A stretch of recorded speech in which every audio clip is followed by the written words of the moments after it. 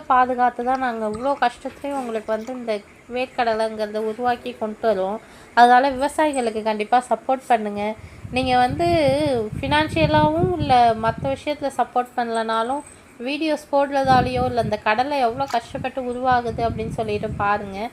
ஒரு ஒயல் அறுந்து ஒரு மரம் கீழே விழுந்தால் கூட நம்மளாம் வெளில வர பயப்படுவோம். ஆனால் விவசாயிகள் மட்டும்தான் முழு நேரமும் வெயிலாகட்டும் மழையாகட்டும் எல்லா டைம்லேயும் வந்து கொல்லையிலே இருக்கும்.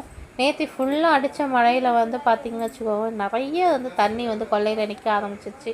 அதில் வாய்க்கால்லேருந்து வெட்டி விடுறதுக்காக தான் நாங்கள் கொல்லைக்கு போயிருந்தோம்.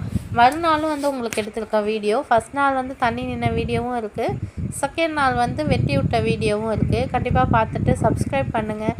வீடியோஸ் வந்து கம்மியான வியூஸ் தான் போகுது. ஷேர் பண்ணுங்கள், லைக் பண்ணுங்கள். மறக்காமல் லில்லி ஃப்ளவருக்கு சப்ஸ்கிரைப் பண்ணிவிட்டு உங்களுடைய சப்போர்ட்டை எங்களுக்கு கொடுங்க. இது வரைக்கும் நீங்கள் சப்ஸ்கிரைப் பண்ணாமல் பார்த்துட்டு இருந்தீங்கன்னா சப்ஸ்கிரைப்